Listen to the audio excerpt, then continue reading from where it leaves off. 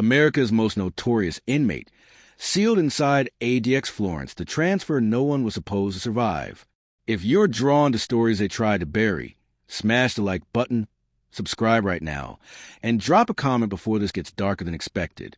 The convoy moved through the Colorado night without sirens, without lights, without announcement. 3 armored vehicles cut through the empty highway, their windows blacked out, their routes changed at the last minute. Even most law enforcement agencies didn't know who was inside the reinforced transport cage. But those who did had signed non-disclosure agreements, so strict they bordered on threats. At the center of it all was one man. Official paperwork referred to him as Inmate X 317. No nickname, no aliases, no past listed in full. Just a single line stamped in red ink. Maximum control required. ADX Florence rose out of the desert like a concrete graveyard. Cold, silent, watching, known as the Alcatraz of the Rockies. It was built for inmates the system had already failed to contain. Terrorists, kingpins, men whose influence didn't end at prison walls. And tonight, the facility was preparing to receive someone even its seasoned guards were uneasy about. Hours earlier, in another state, a federal task force had scrambled after a sudden discovery. A sealed internal memo, dated nearly 15 years back, had resurfaced, one that connected multiple unsolved crimes to a single chain of command. At the center of those connections was the same man now riding toward ADX Florence. Detective Laura Kessler stood inside the operations room, staring at the grainy transport feed. She had spent most of her career chasing organized crime, but nothing about this felt routine. The inmate sat motionless, hands restrained, face obscured by shadows. Not resisting, not speaking, just waiting. That disturbed her more than violence ever could. Kessler had been brought into the case only days earlier, after an anonymous package landed on her desk. Inside were photos, transcripts, and financial records linking high-level crimes to incidents that had been officially closed as unrelated. Every trail ended the same way. Documents altered, witnesses relocated, investigations shut down quietly. And every time, the same correctional ID appeared in the margins. The inmate wasn't just dangerous. He was inconvenient. As the convoy passed through the final security gate, the prison locked down entirely. No inmate movement, no staff rotations. Even senior administrators were confined to their posts. ADX Florence didn't do this for anyone, except when the risk wasn't escape but exposure. Warden Mark Hollis watched from behind reinforced glass as the transport vehicle came to a halt. He had overseen transfers of notorious prisoners before, but this one came with conditions he had never seen. No interaction, no interviews, no psychological evaluation updates.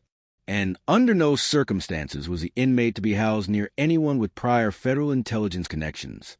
That single line raised more questions than answers. As guards escorted the prisoner through the sterile corridor, cameras tracked every step. The inmate never looked up, never spoke.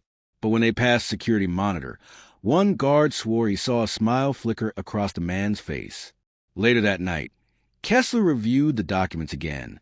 One name kept resurfacing, an internal affairs investigator who had vanished years ago after reopening a cold case tied to prison corruption. Officially, the investigator had resigned and left country. Unofficially, no one had heard from him since. At the bottom of the final page was a handwritten note, faint but unmistakable. If he reaches ADX, the truth gets sealed with him. And that was when Kessler realized something terrifying. ADX Florence wasn't meant to contain the inmate. It was meant to protect everyone else from what he knew the silence that spoke too loudly. By the third day, the silence around Inmate X 317 had become impossible to ignore. ADX Florence was designed to break noise, movement, and connection. Thick concrete swallowed sound. Steel doors closed like final decisions. Inmates here lived in near-total isolation, and yet this man's presence seemed to echo through the facility. Guards spoke in lower voices. Camera operators lingered on his feet longer than protocol required. Even Warden Hollis felt it, the unsettling sense that something inside the prison was awake. Detective Laura Kessler arrived at ADX under the guise of routine federal review.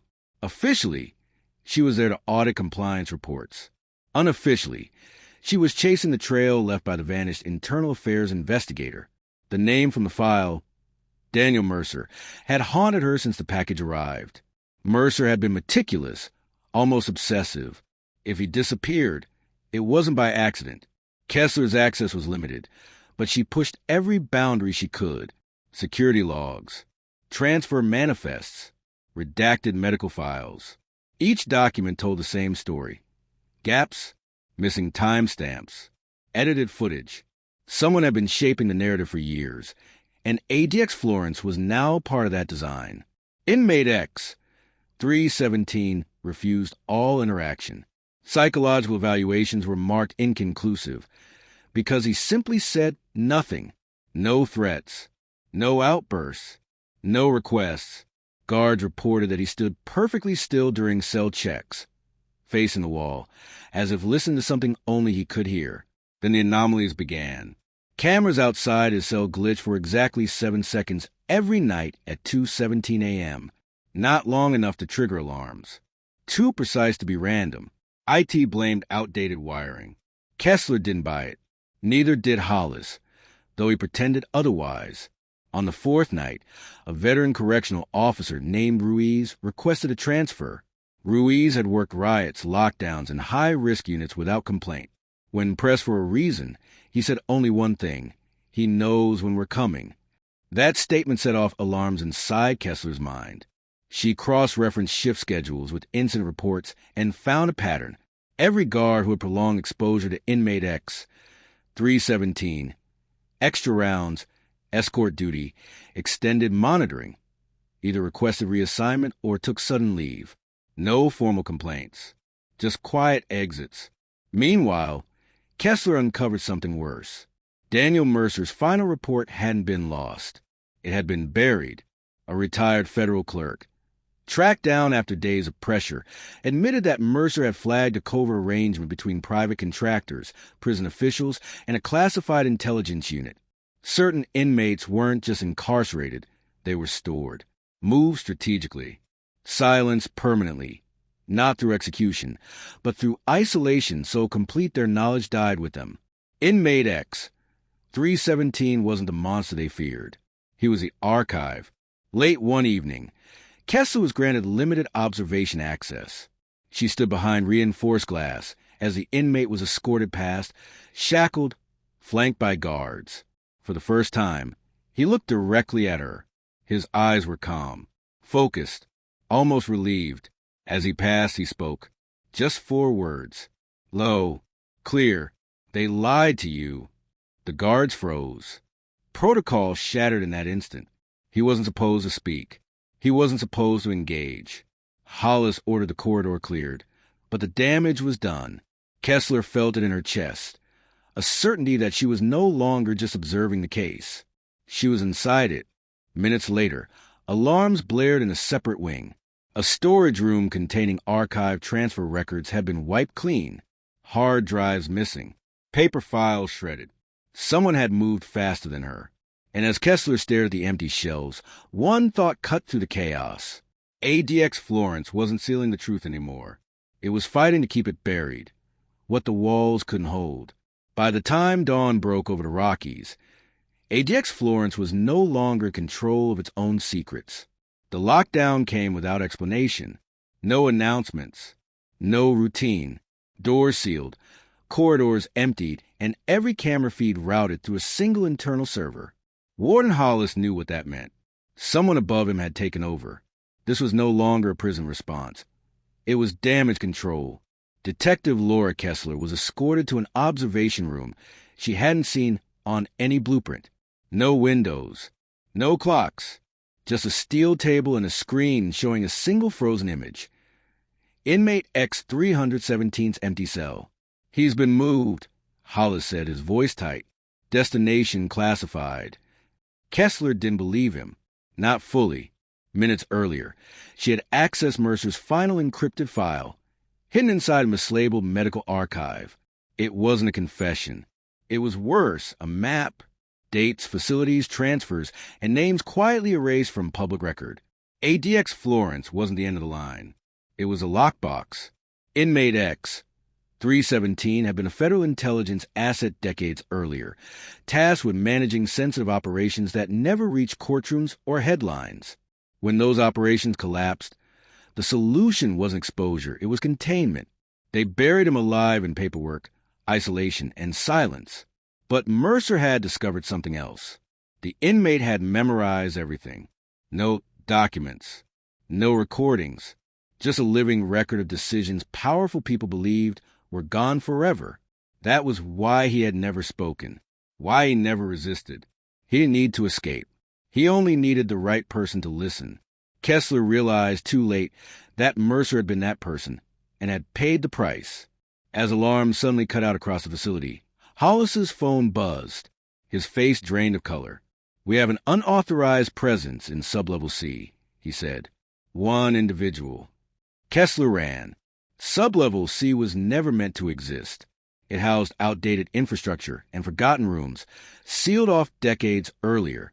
When she reached the final corridor, she saw him. Inmate X, 317, stood unshackled. No guards, no restraints. Just him, waiting. "You came," he said calmly. He explained everything in minutes. How Mercer had promised to expose the system. How the system responded. How this transfer wasn't to another prison, but to erase him permanently. And how the lockdown wasn't to stop an escape, but to make sure no witnesses survived the truth. Footsteps echoed behind them. Armed response teams. Orders already given. "You can still end this," he told Kessler. "Tell them." She hesitated for half a second too long. Smoke filled the corridor. When it cleared, the inmate was gone. Official reports later claimed a containment breach. A medical emergency. No body. No confirmation. Just another sealed file added to the archive. Weeks passed. Kessler released Mercer's documents anonymously. Not everything, just enough. Enough to trigger hearings. Enough to make names surface. ADX Florence denied all allegations. Investigations stalled. Careers quietly ended. And yet, some nights, Kessler still received encrypted messages from unknown senders. Short, precise, accurate. He was still out there. They thought sealing him inside concrete would end the story. They were wrong. And if this case shook you, if you felt the weight of what power tries to hide, make sure you like this video, share it, subscribe to Hidden HFD Crime, and comment where you're watching from. Tell us which prison or case you want uncovered next, because this story isn't over, and neither are we.